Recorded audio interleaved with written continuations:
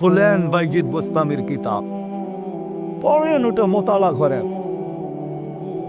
ওটা রাত্র পার হয়ে যাবে যেদিন বাইজিদ বোস্তামি 5 লক্ষ খ্রিস্টান পাদ্রী যার হাতে মুসলমান ছিল, 5 লক্ষ এক বৈঠকে। স্বপ্নে দেখা হয়েছিল, সমস্ত পাদ্রীদের মিলন মেলা ছিল। স্বপ্নে আল্লাহ দেখাইছিলেন যে বাইজিদ, আজকে এদের পোশাক পরা ভিতরে ঢুকা যা, আমি কিছু করতে চাইতেছি। একবার, দুইবার, তিনবার স্বপ্নে দেখছেন। তারপরে ভাবছেন যে ওই পোশাক পরবো তো পরবো কি করে। আল্লাহ বলছে, বাইজিদ পরানে হেফাজত করবো তো আমিই করব। যা পর। ওদের পোশাক পরা ভিতরে ঢুকা গেছে। সবচেয়ে বড় পাদ্রী যখন স্টেজে বসছে, তো তার চৌকি, তার চেয়ার হেলতে শুরু করছে, মুখ বন্ধ হয়ে গেছে। তো বাইজিদের সমস্ত পাদ্রীরা বলছে, আপনি আমাদের পোপ, আপনি আমাদের বড়, আপনার থেকে আমরা জ্ঞান পাই, আমাদের ভিতর আলোকিত হয়, আপনি মুখ দিয়া কথা খোলেন না কেন, বলেন না কেন? তো পাদ্রী বলতেছে, বলবো তো বলবো কি করে, এখানে একজন মোহাম্মদী আছে। বলবো তো বলবো কি করে, এখানে একজন মোহাম্মদী বসে আছে, যার কারণে আমার চেয়ার হেলতেছে, আমার মুখ বন্ধ হয়ে আসতেছে। সমস্ত পাদ্রীরা বলছে, দেখা দেন গর্দান, উড়ায় দিব এক্ষণ। বলছে না, জুলুম আসছে বিদায় এটা কোনো দূষণীয় না, এই জন্য গর্দান উড়ায় দিবে, এটা হয় না। আমি একে পরীক্ষা করব, যদি এ পাশ করে তাহলে ছেড়া দিব, আর যদি পাস না করে তাহলে আর গর্দান উড়াইয়া দিব। 62টা প্রশ্ন করছিলেন। 62টা কয়টা? কয়টা? কয়টা? 62টা বলার সময় আমার কাছে নাই, একটা বললাম 62টার ভিতরে। বলছিল কুকুর ঘেউঘের ভিতরে কি বলে। 62টা যখন পুরা বলা দিছেন, তো জিজ্ঞাসা করছে, আমি সত্য বলছি? তো পাদ্রী বলতেছিল, সাদাক্তা, তুই সত্য বলছ। বলে, তুমি 62টি প্রশ্ন করছো, আমি একটার জবাব, প্রত্যেকটার জবাব দিছি, আমি তোমাকে একটা প্রশ্ন করব, জবাব দিবে? বলে, পড়ো, করো প্রশ্ন।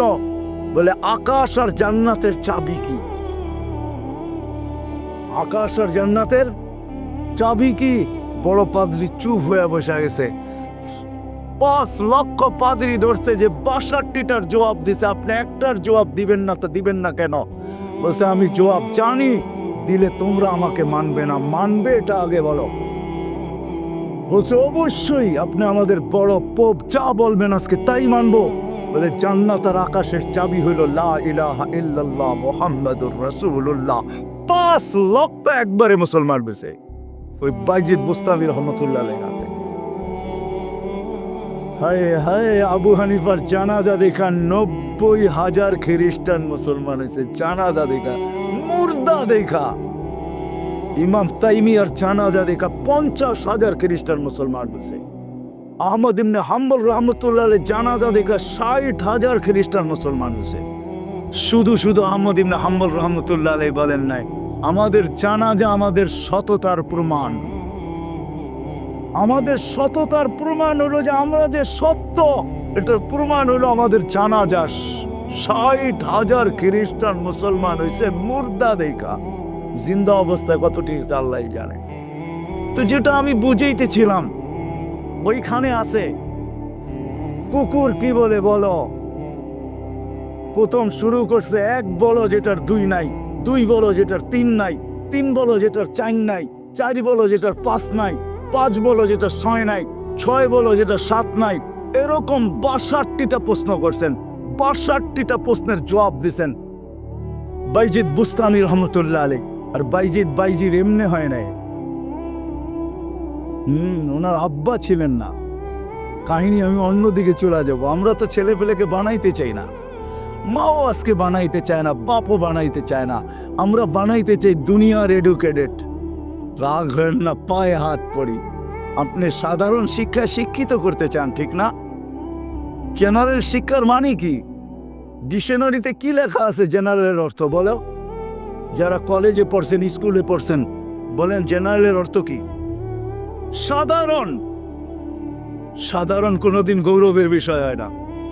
সাহাবাদের কাছে অসাধারণ ছিল, এই জন্যই তো ম্যাককে অনুগত্য করতে পারতেন। এই জন্যই সমুদ্রের উপর দিয়ে ঘোড়া দৌড়াইতে পারতেন। এই জন্যই তার বিহীন প্রযুক্তিবিহীন 3000 কিলোমিটার দূরে কথা বলতে পারতেন, পাহাড় দেখাইতে পারতেন। সারিয়াতাল জাবাল, অসাধারণ বিদ্যা, এরা বিদ্বান ছিল। আমরা তো সাধারণ বিদ্যায় বিদ্বান হই, গৌরবের আর শেষ থাকে না। আমরা এডুকেটেড, আমরা জেনারেল শিক্ষায় শিক্ষিত। রাগ হয়ে যাবেন, একটা উদাহরণ দিই। আমাদের অবস্থা এরকম, এক ব্যক্তি জাপান থেকে গাড়ি কিনে আনছে, তো গাড়ির 3 দিকে জাপানি ভাষায় বড় বড় অক্ষরে লেখা। তো সে মনে করছে অনেক কিছু ভালো কথা লেখা হবে, বিদায় এটা কিনার পরে আর মুছে নাই, না মুছেই চালাইতেছে, লেখাটা আর মুছে নাই। একটা ক্রেডিটও তো আছে, ঠিক না? সামনের গ্লাসে তো লেখা যায় না, 3 দিকে লেখা, এটা চালাইতেছে। তো কোনো জাপানিজ আসছে বাংলাদেশে, তো আরেক গাড়ি দিয়া যাইতেছে, তো দেখতেছে ওই লেখা গাড়িটা সামনে দিয়া যাইতেছে, 3 দিকেই লেখা। তো মুস্কি মুস্কি হাসতেছে। তর্জমান জিজ্ঞাসা করতেছে, তুই হাসিস কেন? কই সামনের গাড়িটা দিকে হাসি। কই কেন, কি এটার ভিতরে? কই যে 3 দিকেই তো লেখা, ও মুছে নাই কেন এটা? কই তা তো বলতে পারবো না। ওইটাকে ক্রেডিট মনে করছে, জাপান থেকে লেখা আসছে, এত সুন্দর লেখা, এটা মুছার আর কি দরকার? আমি চালাই না, আমার মতো লেখাওয়ালা গাড়ি তো বাংলাদেশে একটাও নাই, ঠিক না? একটা পাবো তো আছে, ঠিক না? পৃথকত্ব তো আছে আমার একটা। তো বলে যে এইটা দেখে হাসতেছি কেন জানিস? এই গাড়ির ভিতরে লেখা আছে তরকারি বেচার গাড়ি। কি লেখা আছে? পিছনেও লেখা তরকারি বেচার গাড়ি, ডাইনেও লেখা তরকারি বেচার গাড়ি, বামেও লেখা তরকারি বেচার গাড়ি। খালি সামনের গ্লাসে লিখতে পারে না, তাইলে লুকিং নষ্ট হয়ে যাবে, কেমনে দেখবে আর কেমনে চালাবে? আমরা আজকে সাধারণ শিক্ষায় শিক্ষিত হয়ে আমরাও গৌরব করতেছি, আমরা বড় এডুকেটেড। সাহাবা অসাধারণ শিক্ষায় শিক্ষিত ছিল। এটা আমার বোঝানোর ইচ্ছা না। বাইজিদ বুস্তামি রহমতুল্লাহ আলাইহ মার কোরবানির কারণে উনি বাইজিদ হয়েছেন, ওই কাহিনীর দিকে নিয়ে যেতে চাই না আপনাদেরকে। আমার হাতেও সময় নাই যে আমি ওই দিকে নিয়ে যাব। ওনার ছোট বয়সে বাপ মারা গেছে, মা পরের বাড়িতে কাজ করতেন। 2 দিন পরে ভাবছেন, আমি যদি এইভাবে ছেলেটাকে কোথাও না দিতে পারি তাইলে আমার ছেলেটা হারায় যাবে। আমি তো মা পরের বাড়িতে কাজ করি। খুঁজতে খুঁজতে এক আল্লাহওয়ালা সন্ধান পাইছেন। মানুষ বলছে ওই আলেম ওইখানে আছে, আল্লাহওয়ালা ও আলেমও যদি তোমার ছেলেটাকে নেয় বা তুমি যদি দিয়ে আসতে পারো, তাইলে হয়তো তোমার ছেলে মানুষ হয়ে বাহির হবে। যে হাতে পায়ে ধরছেন, আমি বিধবা, আমার কোনো সন্তান নাই, স্বামী নাই, আমি পরের বাড়িতে কাজ করি, আমি চাই আমার ছেলেটা মানুষ হোক, আল্লাহওয়ালা হোক, দিনদার হোক, আল্লাহর এলেমওয়ালা হোক, আপনাদের মতো আলেম হোক। আপনি দয়া করে আমার ছেলেটাকে রাখেন। শাইখ রাজি হয়েছে, মা শর্ত দিছে, আপনি আমার ছেলেকে ওই দিন পর্যন্ত বাড়ি পাঠাইতে পারবেন না যতদিন পর্যন্ত আপনার মতো না বানায় দেন। শাইখ অঙ্গীকারবদ্ধ হয়েছেন যে আমি পাঠাবো না যতদিন পর্যন্ত আমার মতো বড় না বানায় দেই। 2-4 দিন পরে মাস গেছে, 2-4 মাস পরে বাইজিদ কাঁদতে শুরু করছে যে সবার বাবা আসে, মা আসে, আমার মা তো পরের বাড়িতে কাজ করে, আমার মা তো আসে না। ও শাইখ আমাকে একটু মাকে দেখতে দেন না। তো শাইখ বলছে, তোমার মার সাথে আমি ওয়াদাবদ্ধ, আমার মতো না বানানো ব্যতীত তোমাকে পাঠাবো না। বলছে না, আমি মাকে দেখতেই চাই। ছোট কচি বাচ্চা, শাইখ তার দিল ভাঙতে চান না। একদিকে ছুটি না দিলে বাচ্চার দিল ভেঙে যায়, যেটা মেড ইন আল্লাহ।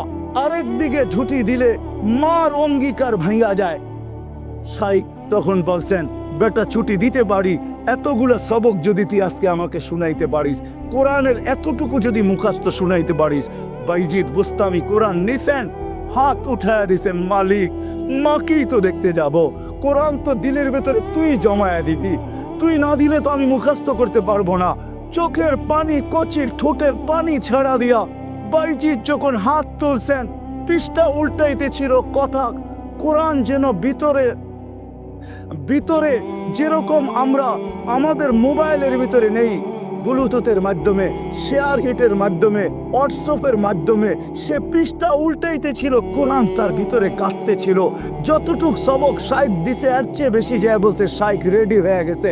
বলছে তুমি এটা মুখস্থ করলা, তো করলা কি কইরা? মুচকি হাসি দিয়া বলছে, শাইখ কালাম যার সে বসায় দিছে। তো শাইখ বুঝছে এটা কোনো সাধারণ ছেলে না। ছুটি দিছে, বাড়িতে গেছে, দরজা খটখটাইছে, মা জিজ্ঞাসা করছে ভিতর থেকে কে, বলছে বাইজিৎ। বলছে না, আমার বাইজিৎ আসতে পারে না, আমি তো শাইখকে বলে আসছি বাইজিৎ ওই পর্যন্ত আসবে না, যেই পর্যন্ত শাইখের মতো না হয়, আল্লাহওয়ালা না হয়, আমার বাইজিৎ আসবে না, তুমি আমার বাইজিৎ হতে পারো না। মা দরজা খোলেন নাই, মাও এরকম ছিল। এই জন্যই তো বলে, মা যদি ফাতেমা হয় তো সন্তান হাসান হোসাইনি হয়, মা যদি ফাতেমা হয় তো সন্তান আব্দুল কাদের জিলানী হয়, মা যদি এরকম হয় তাইলে ছেলেও বাইজিৎ বুস্তামি হয়।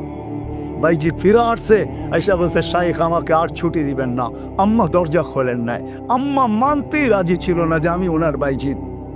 একাধারে যখন 1 বছর 2 বছর 12 বছর কেটে গেছে, তার পড়া কমপ্লিট হয়ে গেছে। 18 বছর বয়সে যখন শাইখ বাইজিৎ বুস্তামি উপনীত হয়েছেন, পড়া কমপ্লিট, রাত্রে তাহাজ্জুদ পড়তেছেন, সেজদায় যখন কাঁদতেছেন, পড়া কাঁদতেছে, শাইখ ঘুমাইতেছে, আল্লাহর রাসূল স্বপ্নে আসছেন, আর আয়েশা বলতেছে ওঠো বাইজিৎকের কাছে যাও, তোমার মাথার পাগড়ি বাইজিৎকে পড়াও, আমরা বেলায়েতের পাগড়ি বাইজিৎকে আজকে পড়াইতে চাই, বাইজিৎকে বলো সে যেন কাজ যায় শুরু করে, কমপ্লিট হয়ে গেছে, যাও। তার মা তার জন্য অপেক্ষা করতেছে, বৃদ্ধ হয়ে গেছে, কোনদিন দুনিয়ার থেকে চলে যায়। বাইজিদের মাথায় বেলায়েতের পাগড়ি আমি তোমার মাথায় পড়াইলাম, তুমি বাইজিদ উস্তাদ হিসাবে বাইজিদের মাথায় পড়ায় দাও।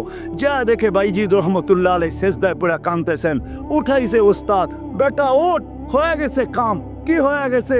আল্লাহর রসুল পাগড়ি আমাকে পড়ায় দিয়ে গেছে, বলছে তোকে পড়ায় দিতে, বেলায়েতের দরজায় আল্লাহ তোকে পৌঁছায় দিছে, হুকুম আসছে মার পায়ে যার কালকের থেকে কাজ শুরু কর। ওই দিন যখন দরজা খটখটাইছে, মা খুইলা জড়ায়া ধরছেন, আর খুইলা জড়ায়া ধরেন নাই, শুধু পানির গ্লাসের কথা আমরা শুনি, এটা তো কোনোদিন বাস্তবটা শুনি না। মা বুকে জড়ায়া ধরে নিয়া মাও দেখা ফেলছেন, মাও শুনা ফেলছেন, আল্লাহ রসুল মাকেও শুনায়া দিছে। মা বুকে জড়ায়া ধরে বলছে আল্লাহ যেটুক পৌঁছাইছ বাকিটুক আমার দোয়ার দ্বারা পৌঁছায় দে। ওই দিন থেকে বাপ বাইজিৎ অলিকুল শিরোমণি হয়ে গেছে, মা হাত বলছেন। তো বাইজিৎ বুস্তামি রহমতুল্লাহ জীবনীর থেকে আমি বাহির হয়ে গেছি। ওনার জীবনী পড়া দেখেন, কুকুর পর্যন্ত আমাদেরকে সতর্ক করে চলে যেতে হবে, থাকা যাবে না, কেউ থাকবে না। হয় হয় আমরা যাত্রী, যাত্রা আমাদের চলমান, আজকে আসি কালকে থাকবো না, কিন্তু নিজেকে প্রস্তুত করে নিয়ে যেতে হবে, গুছায় নিয়ে যেতে হবে, বানায় নিয়ে যেতে হবে। যুবক তুমিও তোমাকে বানায় নিয়ে যাও।